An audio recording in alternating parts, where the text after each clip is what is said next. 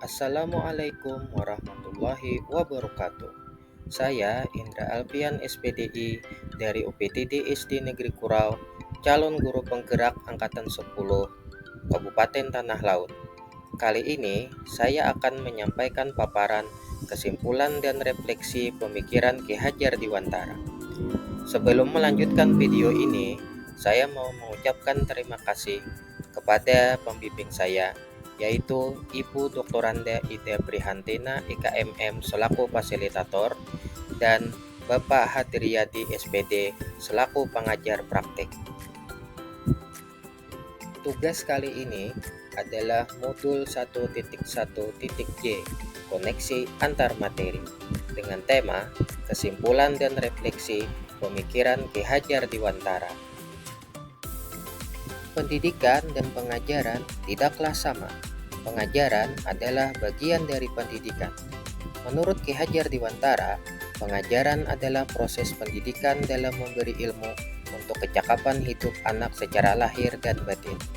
Sementara pendidikan pada hakikatnya adalah menuntun atau memberi tuntunan terhadap segala kekuatan kodrat yang dimiliki anak agar ia mencapai keselamatan dan kebahagiaan setinggi-tingginya, baik sebagai manusia maupun sebagai anggota masyarakat.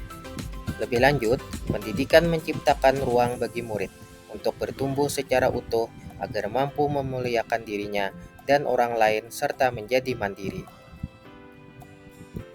Pertanyaan pemantik yang pertama dalam membuat kesimpulan dan refleksi terhadap pemikiran-pemikiran Ki Hajar Dewantara adalah, apa yang Anda percaya tentang murid dan pembelajaran di kelas sebelum Anda mempelajari modul 1.1? Sebelum mempelajari modul 1.1 tentang pemikiran Ki Hajar Dewantara, pembelajaran yang saya lakukan sebatas hanya transfer materi pelajaran saja. Saya menganggap ketuntasan dalam penyampaian materi lebih penting daripada memahami karakteristik murid. Biasanya, saya hanya melihat nilai dari aspek kognitif saja, misalnya saat mereka mengerjakan soal berupa tugas atau ulangan harian. Jika nilai murid sudah mencapai KKM, maka pembelajaran dianggap sudah berhasil.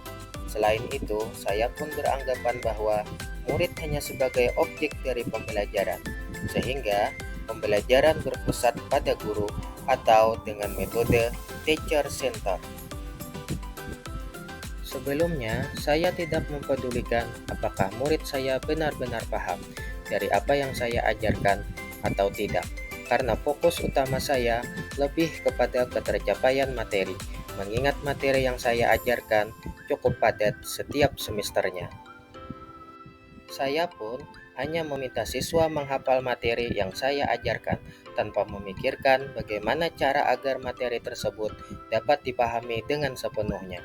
Sehingga saya pun sering merasa gagal, mengeluh jika banyak murid yang tidak tuntas setelah melakukan evaluasi.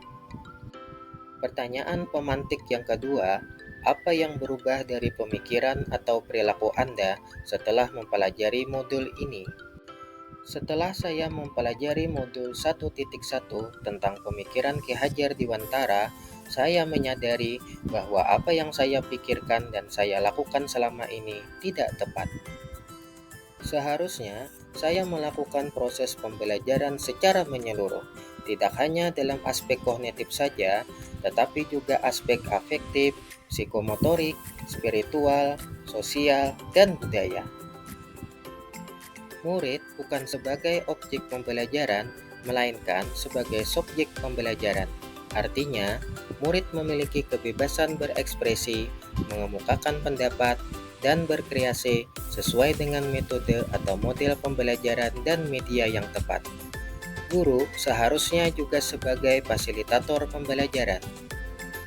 Guru pun harus ikhlas, penuh kesabaran, dengan segala ketulusan hati, agar terwujud pembelajaran yang menyenangkan dan berpusat pada murid. Selain itu, saya harus mempelajari karakteristik murid, karena setiap anak dilahirkan unik dengan kelebihan dan kekurangannya masing-masing.